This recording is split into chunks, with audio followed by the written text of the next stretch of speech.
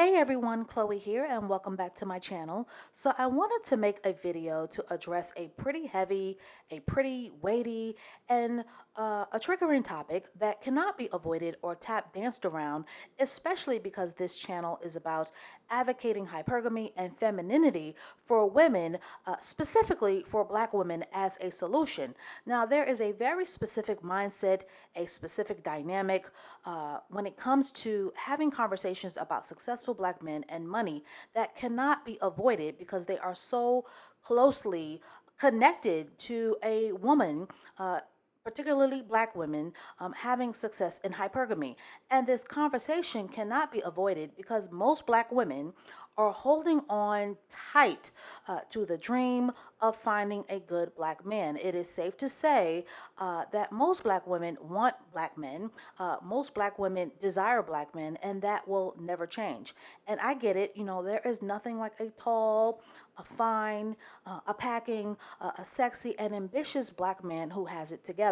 But there is a however. But I first need to preface this video because there are always people who listen to my channel who are looking for a reason to be offended. So I'll start by saying that there are many Black men who love Black women, who adore Black women, who believe that Black women are the standard of beauty, who are financially invested in Black women at all levels, and who are more than willing to provide for, create families with, and marry Black women. There are Black men who are secure in themselves and confident and driven to be their best for Black women.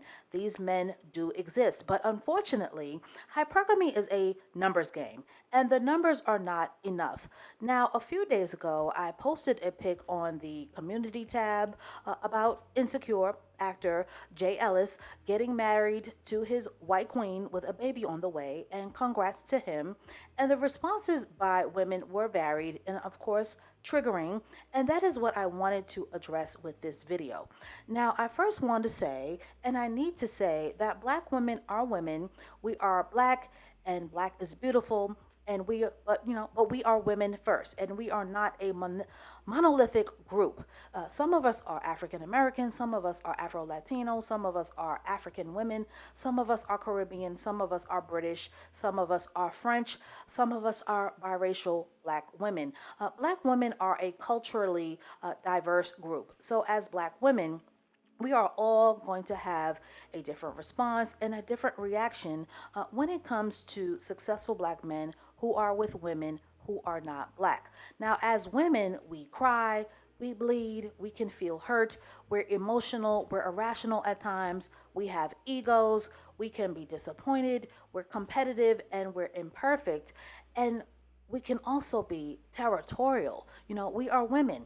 And although Black women are known for talking tough and are groomed to have a tough exterior and a tough armor, we still have sensitivities, and we still very much so have feelings. And more importantly, we have hopes, we have dreams and desires and fantasies, and we also have magical thinking as well. We want men with resources. We want beautiful weddings and stability and security and kids and a family of our own as well, which is honestly why this channel has struck such a great chord with women, such a strong chord with women. And I think a lot of people tend to forget that Black women have hopes, we have dreams and desires as well, but there is an intentional, benign neglect agenda to render Black women as inhumane and undeserving. Now, with that being said, as women, we are allowed to have a variety of reactions and responses when it comes to seeing celebrity Black men and accomplished and successful Black men who choose to marry and start families with women who aren't Black. Having negative feelings about Black men who quote unquote divest makes us human. Having feelings of betrayal, strong feelings of betrayal about celebrity Black men who divest or who hide their love interest or keep them secret to avoid backlash or pander to Black women to build their careers, or Black men who talk Black but sleep white. Once again, Black women are human, and we are allowed to have a variety of responses, and that includes negative responses to pandering, which is an intentional strategy used to manipulate Black women out of their attention and their resources. Now, some black women are above it. Some black women truly do not care. But the shaming tactics on black women's responses and reactions and expecting black women to have this superhuman strength of always being above it, or downplaying black women's mixed feelings, mixed negative feelings, or feelings of being devalued or rejected is just not going to happen on this channel. No one likes rejection or being devalued or being placed at the bottom. No one likes to be considered being a reject or the last to be desired. Now, actor Jay Ellis is just another one of many successful black men who have ripped the page out of the book of what many black men with celebrity and money do, and that's go get themselves a white woman, right? A white queen. And these men are very perceptive and are very much highly aware that choosing to marry a woman who isn't black is very triggering for many black women, and that many black women will will respond with triggered resentment because the resentment is historical, and it is of no secret that many black women have had it up to their necks and are pretty disgusted with the divesting. So much so that there is a conscious strategic PR effort on the part of celebrity black men to hide their love interests, their wives, their girlfriends, and their beards. Celebrity black men are very aware that by being with white women and women who aren't black, that it will leave a nasty taste in a black woman's mouth. Now, men in the industry hide their partners all the time. This is business, to give the facade to fans of having access, right? It is a strategic part of the business of harnessing fame. But there is a conscious PR effort for celebrity black men to leave the white woman at home and to walk the red carpet alone and to accept the award alone because of the threat of black Twitter and impactful YouTube voices and the vicious hawkeye of social media. This keyboard warrior viciousness, this keyboard warrior culture that we are a part of now has really ramped up the efforts for protecting black men's careers and his image. And these celebrity black men are terrified of losing all that they have worked so hard for.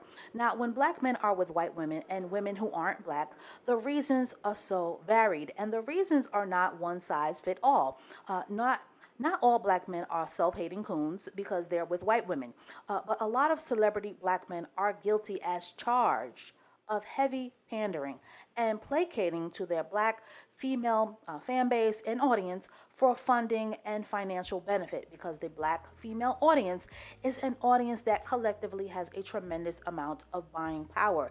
And these black actors need our eyes. They need black women's eyes.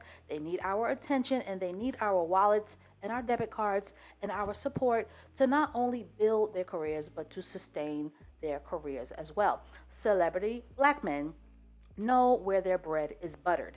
And this divesting has been going on since the days of Frederick Douglass to James Earl Jones to Quincy Jones to Cornel West to Harry Belafonte to Richard Pryor to O.J. Simpson to Don Cornelius to Kanye West to Shannon Sharp to Charlie Wilson to Amari Hardwick to Jamie Foxx to Nate Parker to Donald Glover to the Black Panther Hoteps, who are the epitome of talking black and sleeping white.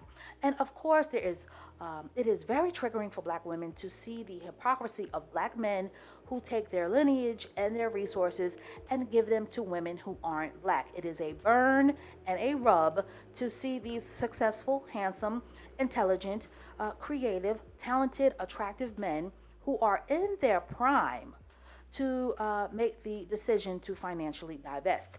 And the idea that black women should be embarrassed and ashamed to have negative feelings about it is just plain dumb. All of a sudden, black women are supposed to be colorblind in spite of the history of a tree, a noose, and a burning cross. Black women are shamed and guilted for being human and having mixed and nuanced emotions and feelings and being imperfectly human, when we are experiencing feelings of race disloyalty and betrayal. And black women are expected to shut up, to zip their lips about the dearth of quality black men and to be quiet about seeing the best of black men handing over their resources, their legacy, and building families with women who look nothing like them. Now, I wanted to get into this pathology of why black men often divest, celebrity black men who divest. And we all know that the rabbit hole of this goes pretty deep because most of what goes on in Hollywood is smoke and mirrors. But I want my listeners to get this in their heads about men. And as women, if we want to experience true success with men, we are going to have to objectively understand what truly drives men and what truly motivates men. And the first thing that black women need to understand is that black men are men first. They're not black first, they're men first. And masculine men and men in general are concerned about money, and concerned and consumed about money, power, and respect. Those are the things that are on men's minds every day. With men, it is and forever will be the male principle over the female principle. The black man's loyalty is to his ego, ladies, his manhood, and his masculinity comes first. And black women are often baffled by this because they forget that men are not women. Men do not think like us, ladies. They do not view things the way we do. They don't have the hormones that we have. They don't have the emotions that we have. And many black men, black women wonder and they want to know, why don't black men see dating out as betrayal? Why can't they see the hypocrisy, the violation, or the hurt? And my answer is that they do, but even when they do, they are still men first. They are not emotional about it. Their mindsets are programmed to be concerned with success, with conquering, and with dominating, particularly dominating women. Men's minds are wired to be concerned with power, how to get it and how to keep it. Men are always trying to find ways to not feel inadequate. And the best way to not feel inadequate is to have a woman by your side, right? Now, with that being said, there is something about success, especially celebrity success, that removes black people from their community and makes it more likely that they will end up with white partners and people that aren't black. It is the elevated circles that they're in and the available access to women that wasn't there before the success. Now, ladies, when it comes to access to sex, there is no code with men. Sex is the number one motivator for men, and that includes celebrity men. And I know that black women want black men to have this magical willpower to deny the attention, the flattery, the perks, the sexual advances of white women and women who aren't black over a historical narrative. But I'm sorry, ladies, men are not built for that. Men are not even built for they're barely built for monogamy, but all of a sudden we expect black men to deny their sexual urges and their loins because of the sacrifices that Harriet Tubman and Sojourner Truth have made. The perks that come with fame and success and celebrity will, in most cases, override the black man's loyalty to the narrative of historical oppression. Black men are like any other race of men. They are intoxicated by flattery and affluence and femininity and seduction and having access to all races of women. That type of attention will make any man weak. And it is also to be noted that white women and other races of women are just as thirsty for successful black men as black women. The competition is very stiff for successful black men, ladies. The Kardashians are proof of that. And men are always going to choose pleasure over struggle. Pleasure is self-serving, and pleasure will always override struggle. And for many black men, there is still something very taboo about having access to women who are not black. Because with black men, they can go from being a menace to society, from being the bottom of the barrel, or from being chicken feed for the prison industrial complex, all right, or a demonized super predator, right, a criminal, to being the object of desire. Celebrity, money, and success change the game for black men. When a black man has money, all vaginas become theirs. Now all of a sudden with the success, they have access to all flavors of women. And the black man is not going to drop his ego right? Or his sexual prowess, the very thing that made him successful in the first place, to all of a sudden allow black women to dictate the choices that he makes in the bedroom. Not going to happen. And you cannot guilt them or shame them out of this access. Now, an often overlooked part of this discussion, and this may be triggering for my listeners who are not black women, I know you're listening, that is not always about black men wanting to be King Kong and lusting after white women. As black women, we often forget how desirable black men are to other races of women. The lust and the curiosity is mutual between black men and other races of women because to many women, a successful black man is the ultimate catch. A successful black man is considered the caviar of men because of their prowess and the money. Other races of women want sexual access and the money and the success that comes with it as well. Those are just facts. A black man with money and success literally has the best of both worlds. Now, there is also this belief held by many black men, and you're not going to want to hear this, but you're going to hear this on this channel. But for many black men with means, white women are considered to be the path of least resistance, especially for the guy who has a very fragile male ego. And most male egos are fragile. So because of this fragility, a lot of black men believe that white women and other races of women are more inclined to play her position, which is behind them. She is more inclined to allow him to lead, right? As a group, and this is not all white women, but white women are considered more easier to dominate, to control, to get over on, and other races of women are considered less combative. Other races of women are perceived as more gullible by black men. White women and other races of women are considered as less intense and less confrontational. White women do not remind black men of struggle and all of the pain that comes with it. For many black men who are grinding and building to be successful, it is very important for men to feel in charge. They don't want to be having arguments or having power struggles with women over who's the boss. Power struggles kill attraction within men. Many black men consider white women and other races of women less challenging as opposed to black women who are infamously known for being combative, for confronting their men, for having an attitude, for having strong opinions, for being domineering, and pulling out a knife if she has to, right? And many black men believe that white women and women who aren't black are more prone and more likely to submit to them and to surrender. So when you add money and success to the mix and fame to the mix, no man is going to turn down his masculine prowess to the droves of women who become available when financial success is at the table. When black men become an asset, accomplished, rich, and they're fine, and they're smart, and they're geniuses, and they're intellectuals, and they're athletic, or they're good with money, they're great with money, right? Or they're rich. The bidding wars and the competition to have them are off the chain.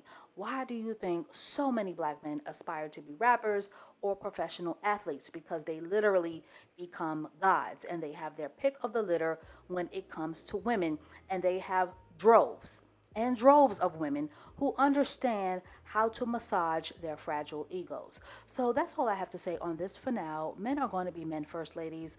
Black men have always put themselves first, their success and their image first. And as women, we have zero control over that. We have zero control over other races of women who see successful black men as the ultimate prize and who want the black man's DNA. And they are more than willing to compete for black men as much as we want them to, ladies. Black men do not feel like they belong to us. Black men do not feel like they owe you, and it is not because they hate their mothers. It is because they're men, and men are only loyal to themselves and the perks of success. And I made this video because so many black women are waiting and waiting and waiting for black men to see the light and to have a come to Jesus moment. But if you keep holding your breath, you just might turn blue because you are squandering your time and your energy by trying to shame black men for being men first. But black women are slowly starting to divest and are starting to truly get a grip on the things that are within their control, like practicing hypergamy and improving their feminine radar and having standards to have a better life for themselves. Black women are tired of dumpster diving with dusties, and a lot of black women are starting to wake up and say no to struggle love, which is why you need to subscribe to this channel, because struggle love is a dead end ladies, especially in capitalism. And it's time for black women to become more selfish for themselves, because no one, and that includes black men, is going to inform us on how to be feminine to win. It's time for black women to invest in themselves, their femininity, their looks, and growing into the understanding of how to play the game to be pursued, to be desired, and wanted by the right kind of man. So let me know what you guys think in the comment section, and I will catch up with you in the next video.